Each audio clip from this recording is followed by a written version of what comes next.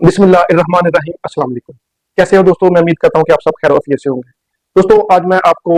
Athletics foot, जिसे हम Taenia Paris भी कहते हैं, इस डिजीज के बारे में इंफॉर्मेशन दूंगा। दोस्तों, टिनिया पेरिस में हमें कौन कौन सी सिम्टम जो है ना वो पेशेंट को देखने में आते हैं, और इसकी कौन कौन सी काजेज होती हैं जिसमें पेशेंट को टिनिया पेरिस के जो सिम्टम है वो देखने में आते हैं।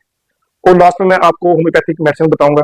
जो कि एथलेटिक फोर्स यानी टिनिया पेरिस के बहुत ही अच्छी तरीके से पेशेंट को क्योर करते हैं। तो दोस्तों, ये तमाम इन्फॉर्मेशन मैं आपको इस वीडियो में बताऊंगा।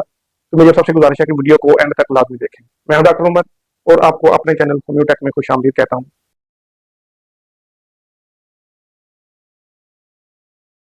दोस्तों, एथलेटिक्स फुट ये एक फंगल इन्फेक्शन है, और दोस्तों ये मोस्टली हमारे जो टोए वाला रीजन होता है, यानी जो पाँव में होती है उसकी उंगलियों के दरमियान ये इन्फेक्शन जो है ना वो हमें देखने को मिलता है। दोस्तों, जो टिनिया पीड्स होता है ये एक फंगल इन्फेक्शन है, और ये एक जो इसका इन्फेक्शन होता है वो टॉवल के जरिए या स्विमिंग पूल में नहाने के जरिए जो है ना, या फिर ऐसे पर्सन जो कि टिनिया पीड्स का इन्फेक्टेड होता है वो दूसरे इंसान से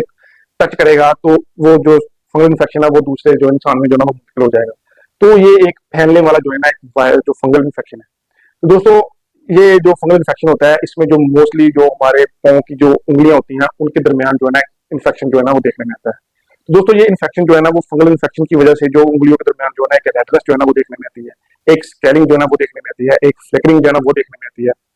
और एक ब्लिस्टर की फॉर्मेशन जो है ना वो देखने में आती है। यानी इसमें जो अक्सर औकात जो एक जिल्द होती है वो व्हाइट कलर की दिखाई देती है, और उसमें जो रेडनेस है उंगलियों के दरमियान वो बहुत ही ज्यादा किसी टाइम जो है ना वो एक्यूट हो सकती है, और उसमें एक छोटे छोटे दाने होते हैं, उसमें एक पस की जो फॉर्मेशन है या पानी की जो फ्लूइड की फॉर्मेशन है उसका सिम्टम भी जो है ना वो देख सकते हैं, और इसमें बहुत ही अक्यूट जो इचिंगनेस है वो पेशेंट को देखने में आती है। दोस्तों, ये एक फंगल इन्फेक्शन है जो कि एक इन्फेक्टेड इंसान के साथ कॉन्टेक्ट होने की वजह से जो है ना वो दूसरे इंसान में जो है ना वो मुंतकिल हो जाता है। दोस्तों, ये अक्सर हमारे घरों में अपने जो हमारे जो मदर्स होती हैं जब वो किसी भी कपड़े वगैरह धोती हैं, तो वो अक्सर औकात इस इन्फेक्शन से जो है ना वो अफेक्टेड हो जाती हैं। मुझे जो इन्फेक्शन होता है ये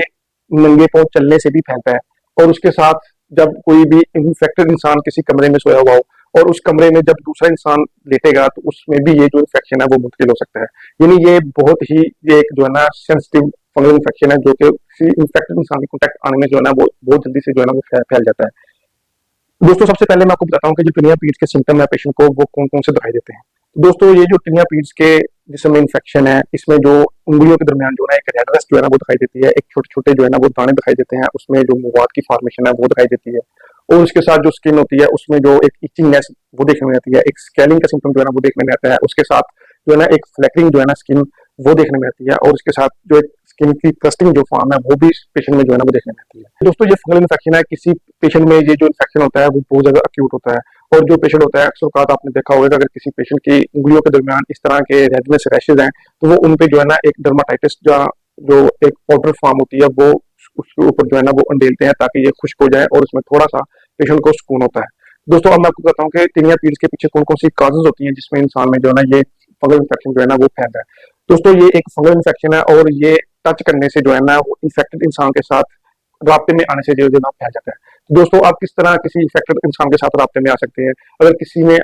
अगर आपने किसी इन्फेक्टेड इंसान का जो है ना टॉवल इस्तेमाल कर लिया तो तब भी ये इन्फेक्शन जो है ना वो हो सकता है। अगर आपने किसी ऐसे पूल में नहा लिया हो या किसी ऐसा पानी जो है ना वो इस्तेमाल कर लिया हो घर में जो किसी इन्फेक्टेड इंसान ने जो है ना वो इस्तेमाल किया हो नहाने में, वैसे भी ये इन्फेक्शन जो है ना आपके जो जिस्म में जो है ना वो फैल सकता है। और उसके साथ दोस्तों, अगर कोई इन्फेक्टेड इंसान आपके घर में कोई नंगे पाँव चला है तो आप अगर नंगे पाँव चलते हैं घर में तो उस वजह से भी जो है ना ये वह इन्फेक्शन जो है ना आपके जिस्म में जो है ना वो फैल सकता है। जो रैशेज होते हैं ये मोस्टली स्किन के पाँव के ऊपर भी इसकी जो ग्रोथ है वो देखने में आती है, और पाँव के नीचे यानी सोल में भी इसकी ग्रोथ जो है ना वो देखने में आती है। और उसमें जो पेशेंट होता है उसको बहुत ज्यादा या तो वो तंग जो शूज है वो पहनता होगा, या फिर ऐसे पेशेंट को बहुत ज्यादा जो है ना स्वेटिंग का सिम्टम पाँव में देखने में आता होगा। तो यानी ऐसे पेशेंट जो बहुत ज्यादा तंग शूज पहनते हो या फिर उनके पाँव के ऊपर जो है ना एक पाँव में बहुत ज्यादा स्वेटिंग जो है ना पसीना जो आता हो, तो ऐसे लोगों में भी ये जो टिनिया पीड्स के जो है ना वो सिम्टम आपको दिखाई दे सकते हैं। तो दोस्तों, ये जो इन्फेक्शन है ये मोस्टली जो सोल में जो है ना वो पीछे की तरफ जो है ना एड़ी की तरफ ग्रो करता है, और उसमें जो जिल्द की एक स्केलिंग होती है, एक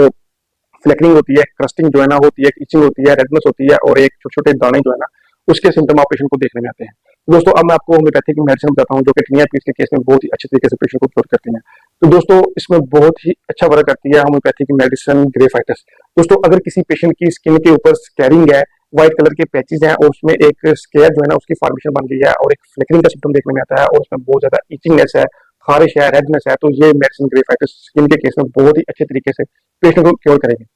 और दोस्तों इसकी जो सेकंड मेडिसिन वो है पेट्रोलियम। दोस्तों पेट्रोलियम भी स्किन के केस में बहुत ही अच्छा वर्क करती है। अगर आपकी स्किन जो है ना वो खुश्क है, ड्राई है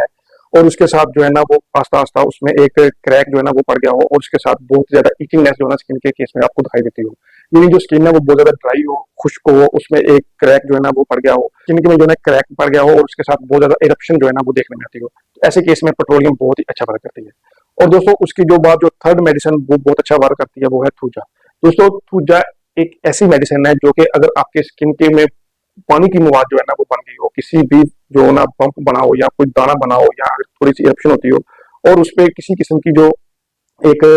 पस की मवाद या जो मवाद जो वाटरी जो है ना एक थिकनेस जो पानी जो है ना वो निकलता हो, तो ऐसे केस में ये मेडिसिन थूजा बहुत ही अच्छा वर्क करती है स्किन के केस में। दोस्तों ये जो थूजा मेडिसिन है ये भी टिनिया प्लेट्स के केस में उस वक्त बहुत ही अच्छा वर्क करती है जब आपको बहुत ज्यादा अक्यूट रेडनेस हो, अक्यूट इचिंगनेस हो और उससे मवाद जो है ना उसकी फॉर्मेशन देखने में आती हो, तो ये बहुत ही अच्छा वर्क करती है। और दोस्तों इसके बाद आपने एक पेटेंट होम्योपैथी रेकमेड की R82 जो है ना वो इस्तेमाल करनी है। दोस्तों R82 फंगल इन्फेक्शन की बहुत ही अहम मेडिसिन है। दोस्तों ये जो टिनिया पीरियड होता है ये एक फंगल इन्फेक्शन होता है और ये R82 जो है ना फंगल इन्फेक्शन को खत्म करने के लिए बहुत ही अच्छे तरीके से जो है ना वो क्योर करता है जो टिनिया पीरियड्स के केस को। तो दोस्तों अब मैं आपको बताता हूँ कि R82 में कौन कौन सी जो है ना मेडिसिन जो है ना वो डली हुई है, वो कैसे टिनिया पीरियड्स को जो है ना वो क्योर करती है। तो दोस्तों इसमें जो सबसे पहली मेडिसिन इस्तेमाल हुई है वो है जिंकम टेरिकम। दोस्तों आपको पता है कि जिंकम टेरिकम बहुत ही अच्छा वर्क करती है नर्व पे, यानी ये न्यूट्रिशन की अब्जॉर्प्शन को बहुत अच्छे तरीके से हैंडल करती है और अगर किसी पेशेंट में जिंक की डेफिशिएंसी है तो उसको बहुत अच्छे तरीके से ये जो है ना